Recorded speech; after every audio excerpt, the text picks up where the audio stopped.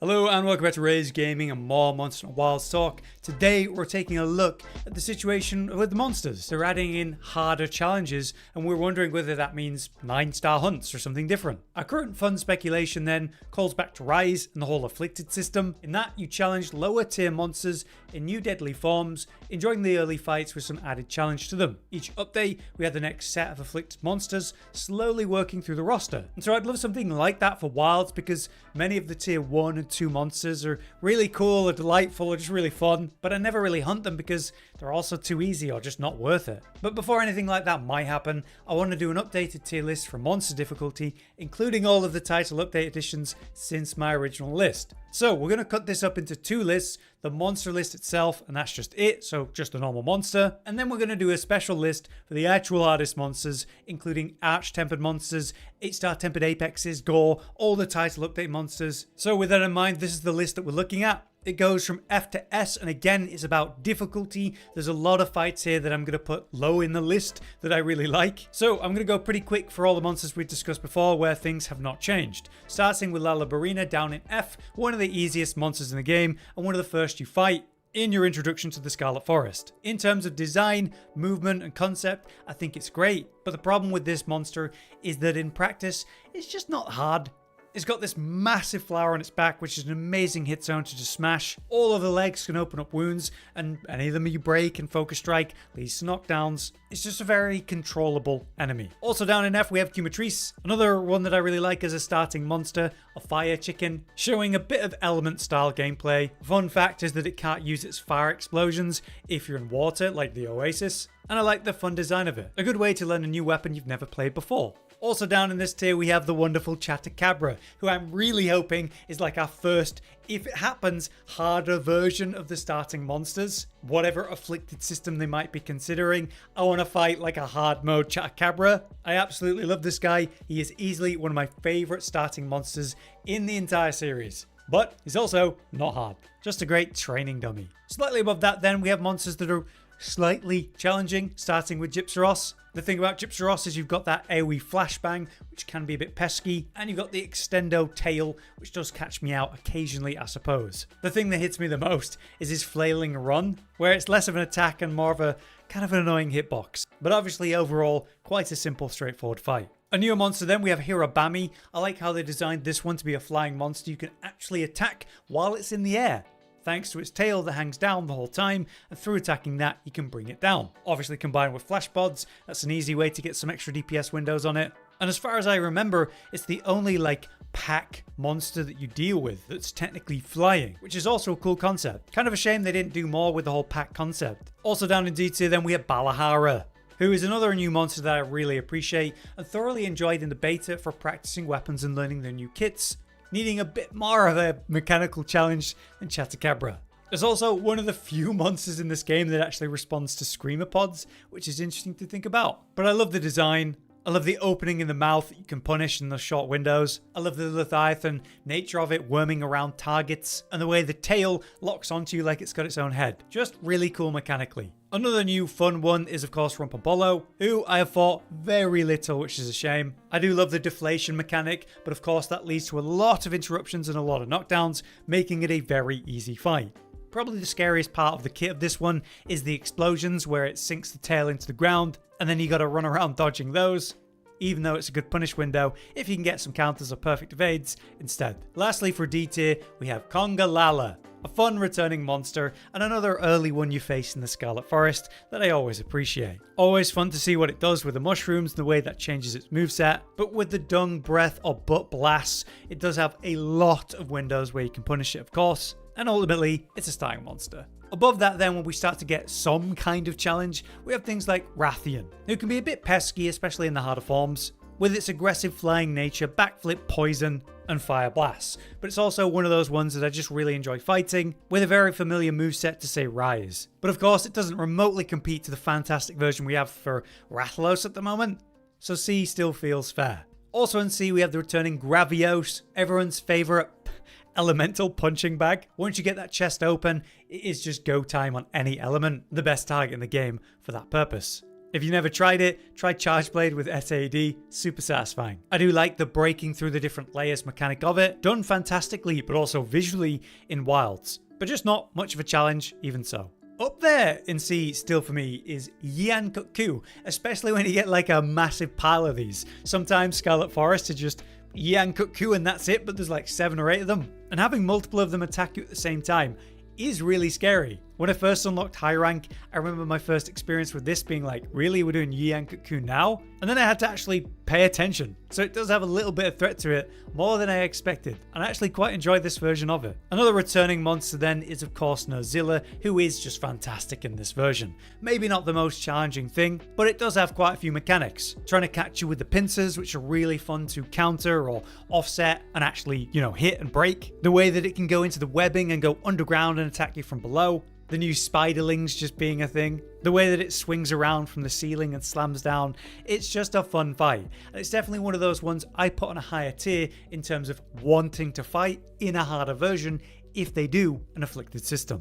Last for C tier we have Blangonga, who does have a pretty simple moveset, but I've always found it a little bit aggressive and it can catch you out a little bit. I do think my perspective on this one's been a bit warped by the frenzied version that I see more than the regular version, which of course has a much smaller health pool, allowing you to kind of bully it quite aggressively. But now we get to B tier, where I still have Duna overall. Again, remember that this is the high rank version, not tempered, not arch tempered.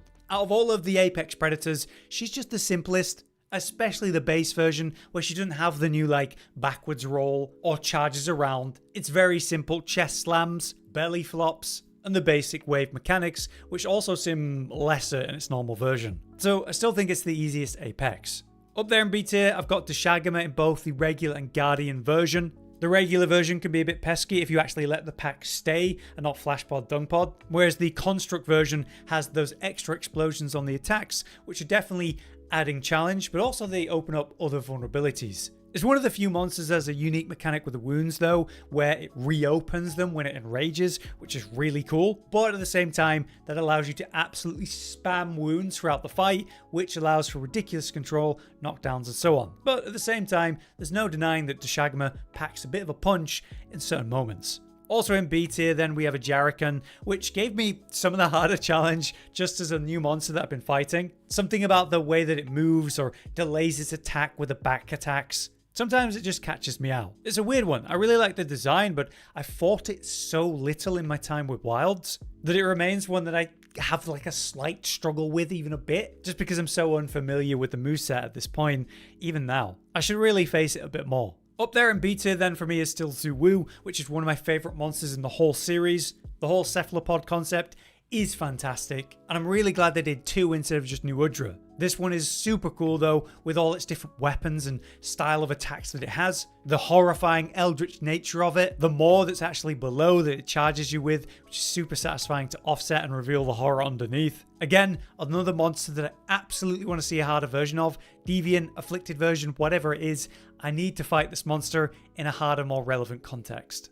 Also up there in B tier for me is of course full gore Anjanath. It's quite easy to lock down thanks to the wound mechanic compared to, say, the world version in my opinion. Easier than that overall, but it can be a bit pesky with some of the nasty aggressive nature when it just keeps attacking over and over and over. But being bipedal, it's very easy to abuse and knock down and wound abuse as well. And being very familiar with the moveset obviously really helps. Also in B tier, probably at the bottom, we have Odogaron. Also a fun one to just absolutely smack around. Small, agile, very aggressive, leaning really fun into the counters and offsets that exist in Wilds, and then being able to cover it in wounds and hard control it makes the fight a lot easier than it otherwise would be.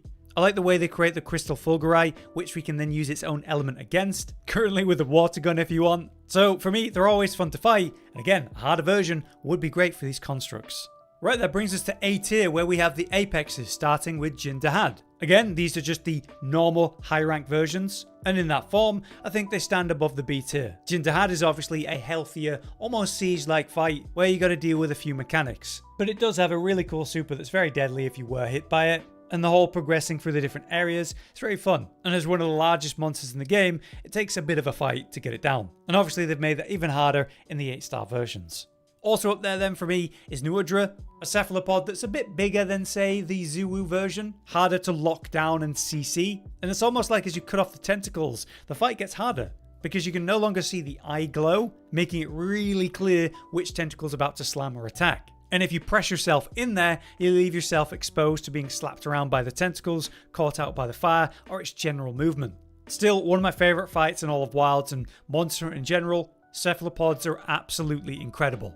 Just like Ray Dow, which in my opinion could have been a flagship and is one of my favourite monsters again in the whole series outside of Wilds. Pretty phenomenal that I can say that about so many monsters in this game. Anyway, Ray Dow's incredible. The way that he generates armor out of crystallizing the sand on him, creating really satisfying hit zones. The way that he flips slams. His nest being a visually incredible area, but mechanically extending the electric blasts. Absolutely love this guy, but I can't put him into S tier for difficulty, not in his base version as well. Especially with how much I fought him and how comfortable I am with his moveset. So those are the Apex Predators. Up there in A tier then for me is the new version of Mizutsune. I love what they've done with the bubbles. Visually, they just warp and they're weird, and it's so cool to see the technology on display there. And if we think of the tempered version where it starts to get into Soul Seer mechanics, obviously it gets a lot harder there. But its base version, I still consider it up there with the base version of the Apexes. Say the backflip slam can be really deadly.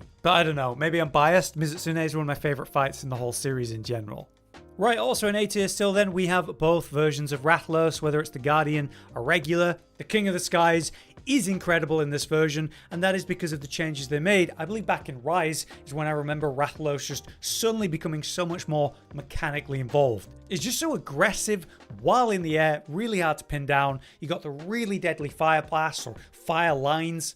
It feels like the classic Monster Hunter fight that's just been enhanced over time, over generations, and it's achieved just such a fantastic form. And if they do a hard version of any of these monsters, whatever new afflicted system they might do, I think Rathalos is going to be up there to catch people out and prove surprisingly difficult.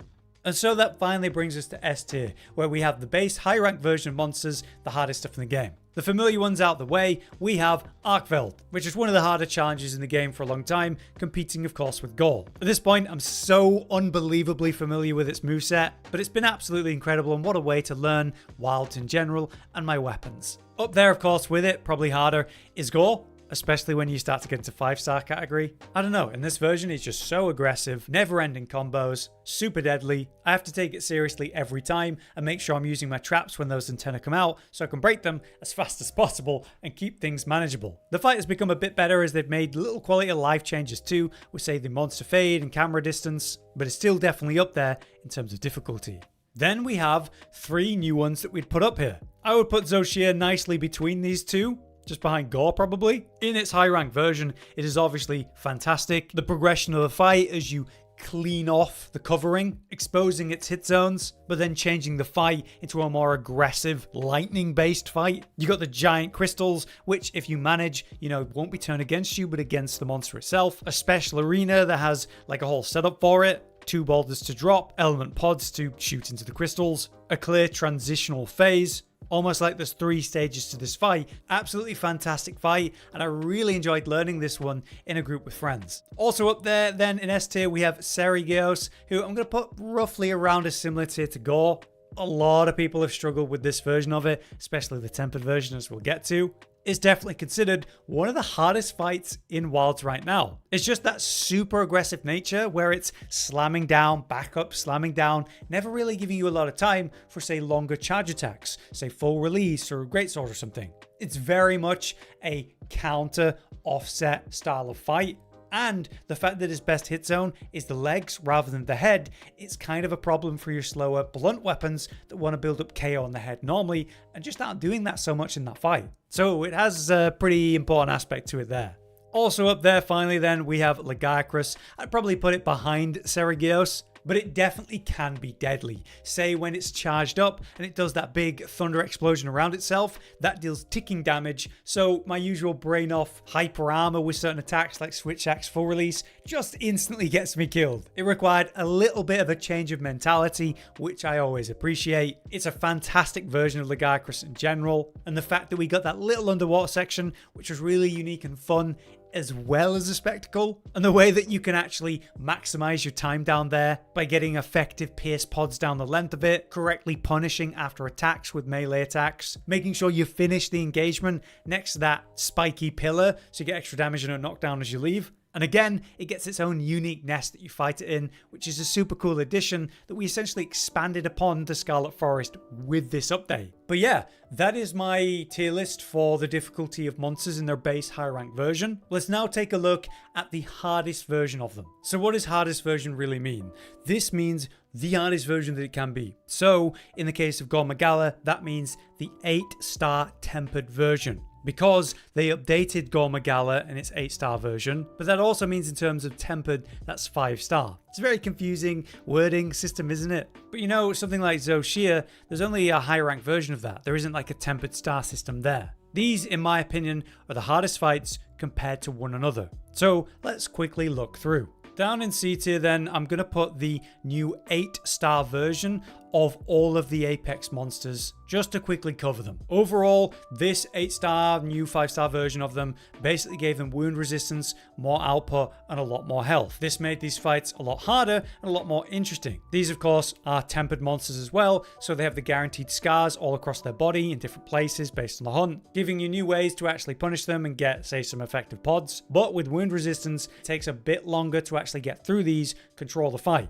Therefore, you're dealing with the mechanics a lot longer and makes the experience a lot better overall. They're definitely challenging, but of the challenging roster we're going to talk about, maybe on the lower end, right? So up there with them, in my opinion, is say your 8-star version of Tempered Mizutsune, where it becomes essentially Soul Sear, and you essentially backfire as you attack its head and open that hit zone. Of course, as I said, the backflip is absolutely deadly. That's one-shot potential in this context. If it starts sliding around like crazy, it can be quite hard to keep track of, leaving you vulnerable. This is a monster in this context that I absolutely want some sort of perfect evade or hard counter to reliably evade or avoid whatever nasty hits it's got. Probably my favorite weapon to fight this one with is dual blades, because I can perfect evade into the bubbles and trigger demon boost mode super easy. Finally, for C tier, I'm also going to put the base version of high rank Zoshia up there with, say, these harder apexes and, of course, Mizu there. I do think we're going to get some sort of tempered or arch-tempered version of Zoshia at some point, probably after when they're done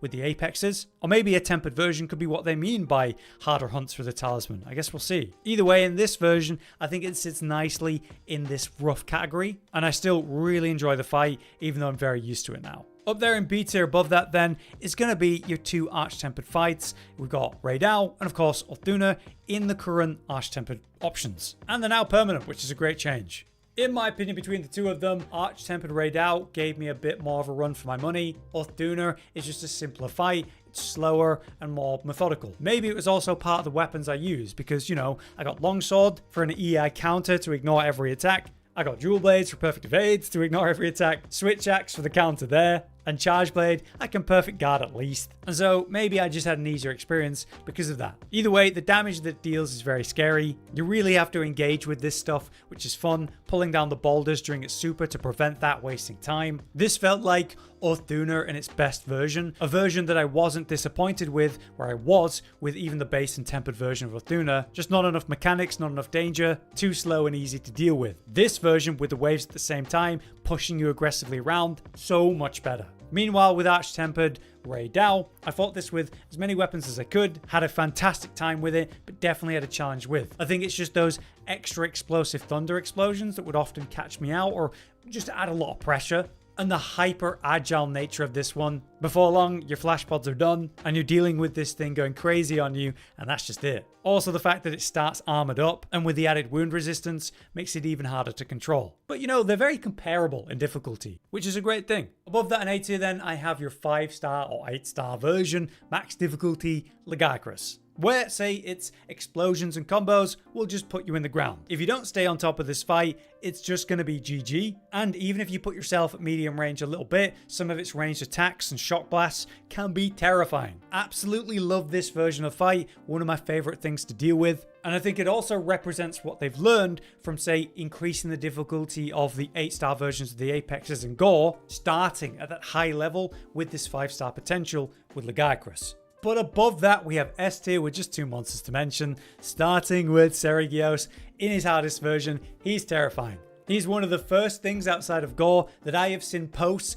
complaining that he's too difficult. And I think it's great that we're able to scale the difficulty by just facing, say, a 3-star version of this guy. But the 5-star version is terrifying. His charge slam down can just wipe you out. The bleed is absolutely devastating in this version. I don't remember it being nearly as nasty, even though we seem to have more ways and easy ways to cleanse it and deal with it. It's just absolutely brutal. But I love the fight and the flow of it. And again, another one that I absolutely love fighting with dual blades in specific. But despite that, up there with it, maybe behind it, maybe ahead of it, could go either way, we have the hardest version of Gore Magala.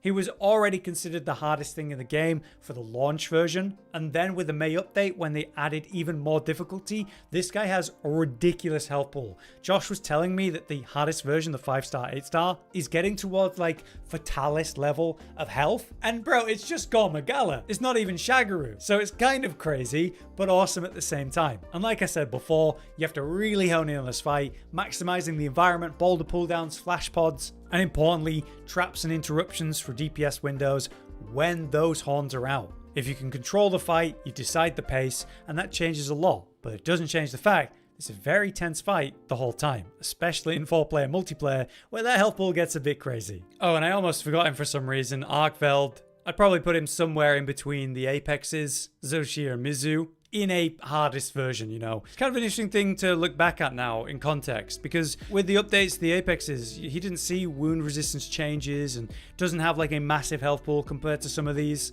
Definitely mechanically one of the more involved monsters of the game, and in the 5-star version, still very deadly. But weirdly, where other monsters have been tuned and pushed forward in terms of difficulty, arkveld just hasn't really been touched. And so where he used to be up there with Gore, it's definitely a different story now, I suppose. Kind of interesting to think about. It makes you wonder, what are they going to do with arkveld? And when are we going to see an arch-tempered version of this at a certain point?